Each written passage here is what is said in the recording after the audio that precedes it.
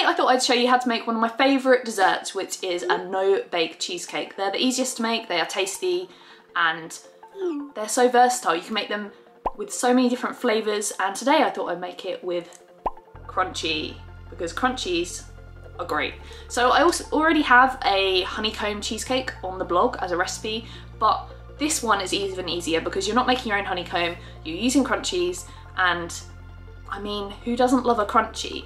Now, a no-bake cheesecake, as I said, really easy because you don't need an oven. It's like so few ingredients. And also it's really, really versatile. So I've said I'm putting crunchy in mine today. You can put loads of different chocolate bars in them.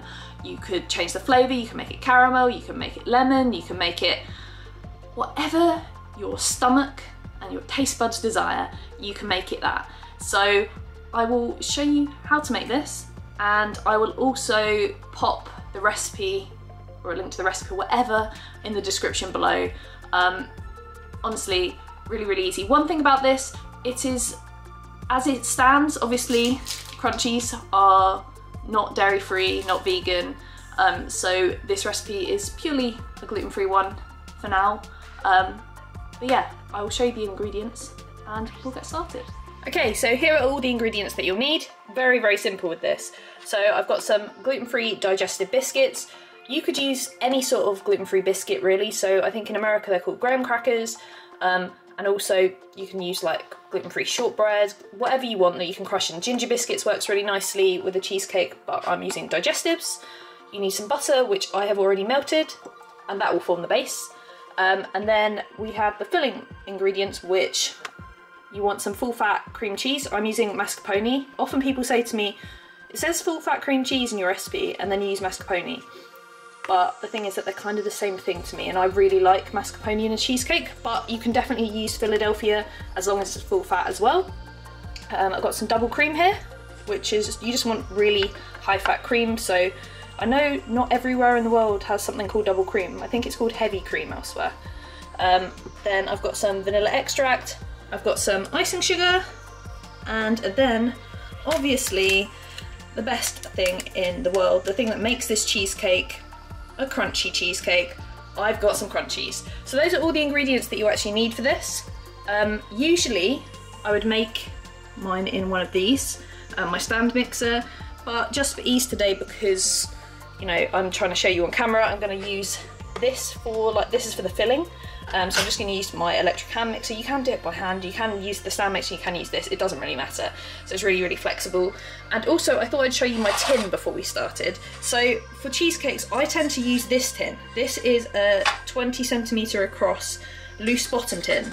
A lot of people seem to use springform tins, but I haven't got on with them as well. I think I've just got a dodgy one, to be honest, but you can use a springform or one of these, but it's 20 centimetres across if you want the sort of same height as mine. It is pretty tall, it's a pretty beastly cheesecake, so if your tin was slightly wider, you don't need to rush out and buy a new one or something, you can use your slightly wider tin. But this is everything that you shall need, so let's get on with it. Okay, so first things first, I actually need to break these up. So you can either do this with a rolling pin, or you can do it in like a food processor. I'm gonna do it in a food processor just for quickness, so I'll be right back. So there you go, that's your crushed up biscuits. This is quite fine. The food processor always makes it finer. If you use a rolling pin, you'll probably not get it as fine. It doesn't really matter. You don't want it to be too dust-like. This is probably as far as you want it to be, like that.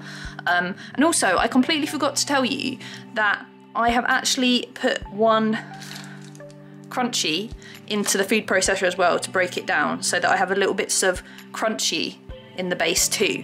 I haven't done this before, but someone in my Facebook group said that this is something they do, so I thought, why not? I'm gonna do that. So I've got one crunchy and my digestive gluten-free biscuits in here, and then I'm going to add my melted butter to it, mix it all together, and that is my base.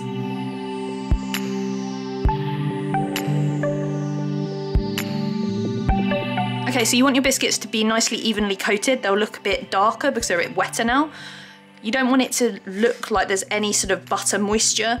It should all be nicely combined. And then at this point, you can press it into your tin. So your cheesecake tin, put it in there.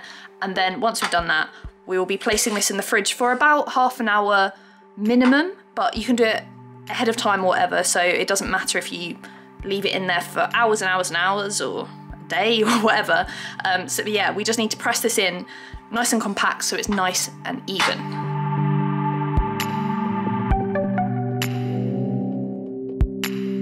Okay, that's nice and even now. You can see the little bits of crunchy in there, which is quite cool, because that's something new to me. Now I'm gonna place this into the fridge for about half an hour.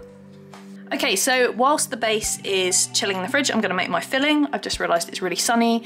It's usually raining and horrible, so I'm gonna shut the blind to get rid of these shadows. Okay, so for the filling, we are going to need some of the cream cheese that I said. And this, as I said earlier as well, needs to be full fat cream cheese. There is no debating that. It has to be full fat. If you do it without and think it will work, it won't. It won't thicken up enough and it won't set properly. So make sure you use full fat cream cheese. You're not eating a whole cheesecake. Well, you can if you want, but you know what I mean. It's a dessert, so use the full fat. So you add that in, and then there we go. And then, as well as that, we want to add in our icing sugar and our vanilla extract, and then I am going to mix this together very briefly for like 20 seconds or so until it's all just combined.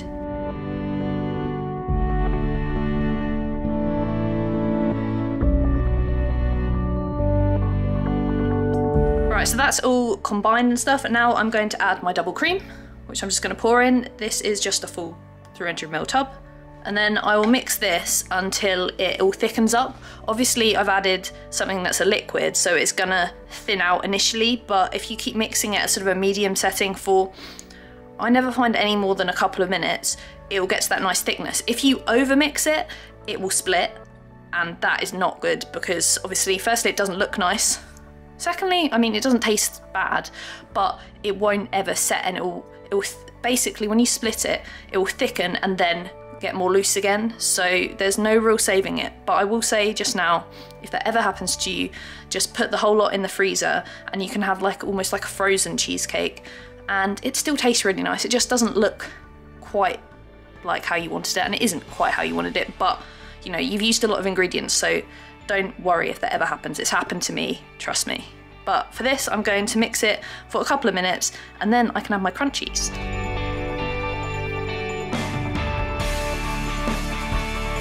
So I've mixed this for nearly 2 minutes now, and you can see it's really nice and thick, just how you want it. It doesn't just fall off the spoon, it stays. So that is when you kind of know it's perfect. There you go, it's not gonna fall. There you go, perfect. So at this point, you don't want to mix it anymore. You can see it's really smooth in texture and just that nice thickness that will definitely set when it goes in the fridge. So it's time for my favorite thing, which is to add some chocolate bits and bobs, and this time it's going to be crunchy.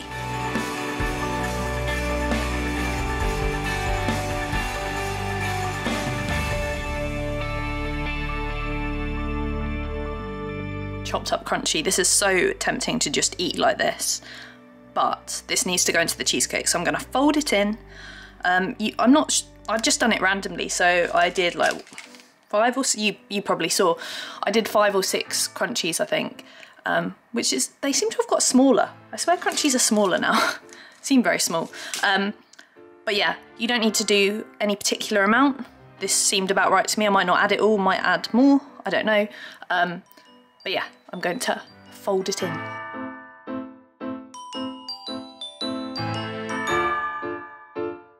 So there we go, the crunchies are all folded in, and now it's very simple what we do next. We just put this on top of our chilled biscuit base and put it in the fridge overnight, ideally. But if you really can't wait and you've realised that you've got people coming around this evening or something and you need it, then I would say 6 hours minimum. You can test, but ideally just do it the day before, just do it the evening before you need it, and then it will be absolutely perfect.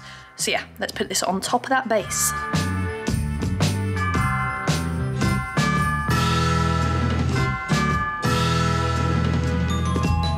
So there you go, that's the cheesecake completely completed, as it were. It's going to go into the fridge now until tomorrow, when I will see you again and we will take it out and decorate it all nicely and make it into that beautiful crunchy cheesecake awesomeness. Yeah, so I'll see you tomorrow. Okay, so good morning. My cheesecake has been chilling overnight and it is looking pretty much the same as it did before, but I can feel it's lovely and firm now. I am gonna decorate this. So I was thinking about how to decorate it, and then I looked in the cupboard and found this crunchy spread. So what I'm gonna do is, I've got some of it in a bowl here, I'm gonna spread it all over the top whilst it's still in the tin, I think. Then just put it in the fridge to chill briefly, just so that it sort of sets. And then obviously what you need, more crunchies to sprinkle on top. So obviously the crunchy spread on top is optional, and you could just go straight to, oh God, you could just go straight to putting these on top. But I thought, why not? If you got this stuff, I mean, has anyone tried it? It's really, really good. And obviously it's gluten-free. So I'm going to spread this onto here, chill it, and then chop some of these up, add it, and then it'll be done. Although what I'll do actually is I'll spread this on whilst it's in the tin, then I will take it out of the tin to decorate it with these, because I just find that easier. And then yeah, so let us decorate this beauty of a crunchy cheesecake.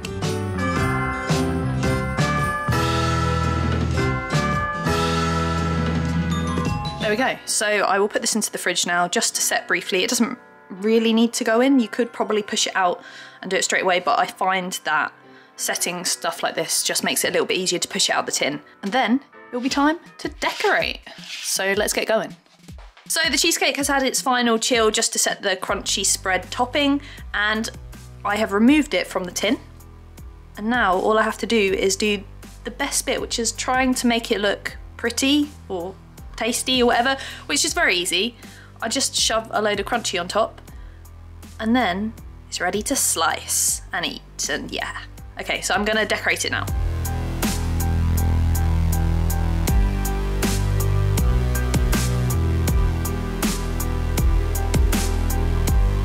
So there you go, how simple was that? It's the most, honestly, the best dessert. I cannot think of a better dessert to serve someone up than a cheesecake, except sometimes I don't want to serve it up to others because I just kind of want to eat it all. But that's why I make them so big. The thing I like about this crunchy cheesecake is that there is crunchy in every single layer. So you've got crunchy in the base, you've got crunchy in the center, and then you've got crunchy on top. I mean, if you like honeycomb, if you like chocolate, if you like cheesecake, if you like a buttery biscuit base, if you like even just one of those things, you will love this. It's that good. And I really, really want to go and have another slice because why not? As I said, if you want to make this, then go below because you'll find recipe details down below in the description. And yeah, I just hope you enjoyed this and want to make some no-bake cheesecakes, because no-bake is, I always feel like saying no-bake is the best kind of bake, but you're not baking, so it doesn't really make sense. But I just freaking love no-bake.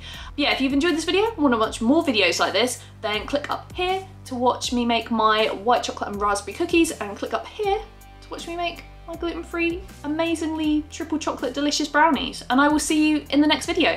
Bye.